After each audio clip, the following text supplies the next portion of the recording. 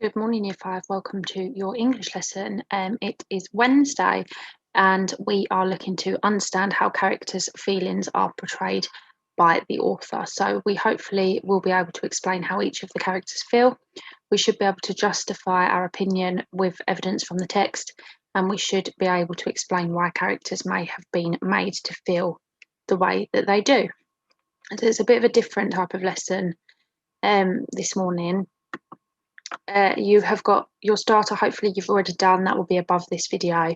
If you haven't, do go and have a look. It will be really useful for the lesson. It's all about speech punctuation.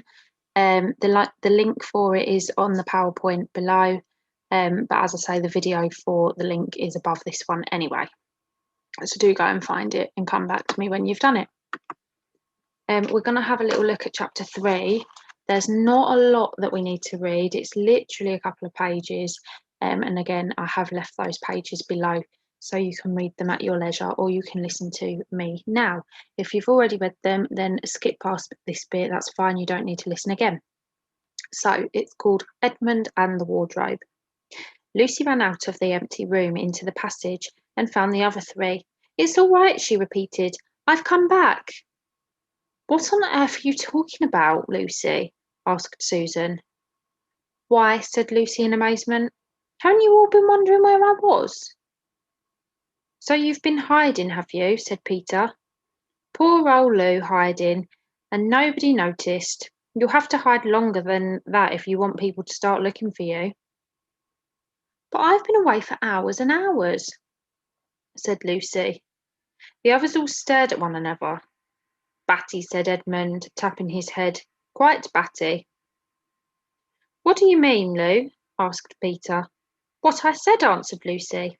"It was just after breakfast when I went into the wardrobe. And I've been away for hours and hours, and had tea, and all sorts of things have happened."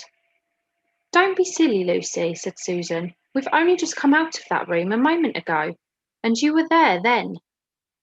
"She's not being silly at all," said Peter. "She's just making up a story for fun, aren't you, Lou? And why shouldn't she?" "No, Peter, I'm not," she said. "It's a magic wardrobe, and there's a wood inside it, and it's snowing, and there's a faun and a witch, and it's called Narnia. Come and see." The others did not know what to think, but Lucy was so excited that they all went back with her into the room.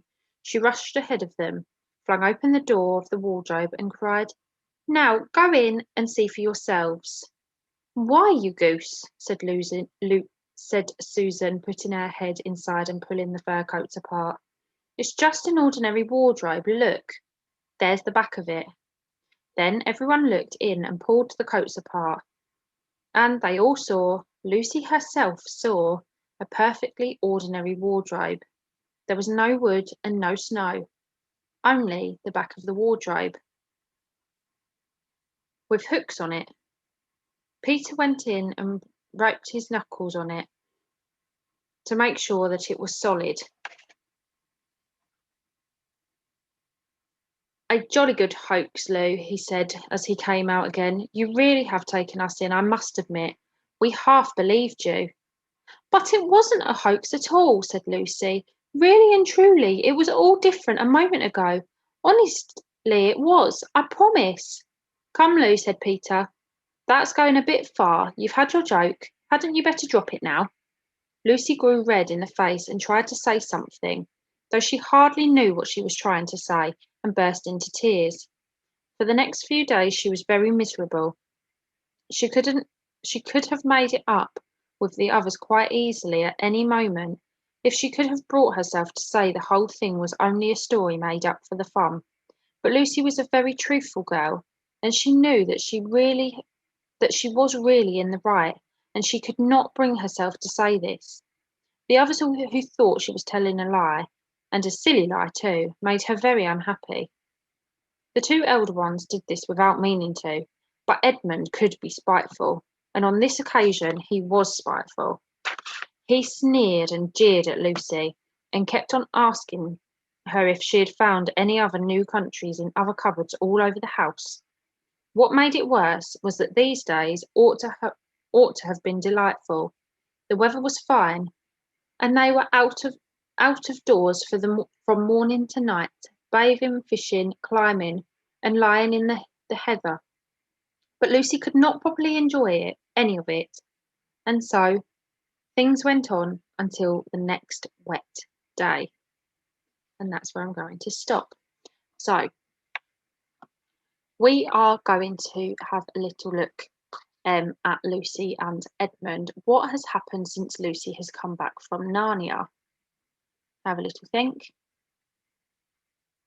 Fantastic, absolutely right. So the other children don't believe that she's been anywhere because the other children's time has stayed the same.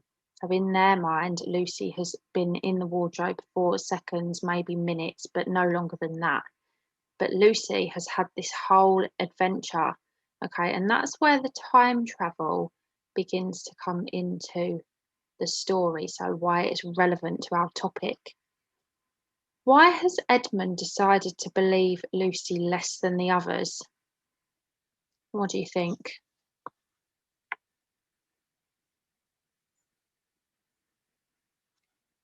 Okay, it says in the book, doesn't it, that he is spiteful and he is being a bit silly. I think maybe it could be just that he's jealous, couldn't it? So imagine that you are Edmund and Lucy. So imagine that you are one and then the other. Think about how you were feeling. What do you think that they would say to each other? What about to convince the others, Peter and Lucy, that your viewpoint is the correct one? Why do you feel like you do? Create a quick mind map for each, imagining that you are Edmund and then that you are Lucy. So answer each of the questions just around a mind map for Edmund and for Lucy. That should only be a 5-minute job. It doesn't need to be hugely detailed. Come back to me when you're ready. So pause and come back. Super, welcome back. I've popped another video on there. I will play it for you. If it doesn't work, the link will be below the video for you to have a little look at.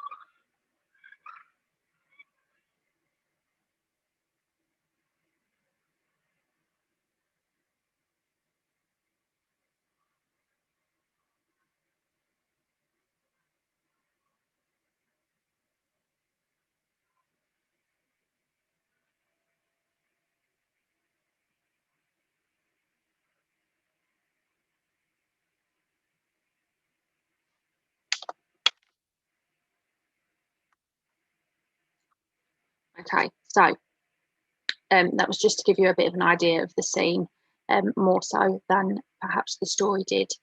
So what I would like you to do is to create some puppets of Edmund and Lucy. You can create puppets of Peter and Susan as well if you want to, but the most important two characters are Edmund and Lucy.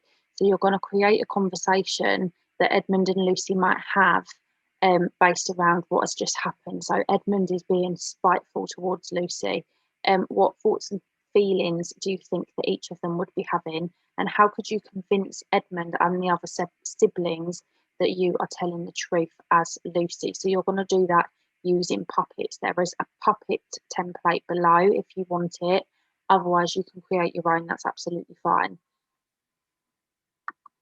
And once you've done that, what I would like is a quick written conversation from Lucy and Edmund, remembering some of the speech punctuation from the starter, and there is a checklist here to remind you. Okay, so a puppet show of a conversation between Edmund and Lucy that is probably going to be a little bit argumentative because Edmund doesn't believe Lucy has been anywhere. He doesn't believe in Narnia, and actually neither do the other children. And once you've acted that out with your puppets, I would like you to write your conversation. It doesn't have to be huge. Probably half a page of writing is probably more than enough. Remember, that's a new speaker on a new line as well. And if you would like to film your puppet show, we would love to see them. So I look forward to hearing all about it, and I will see you later.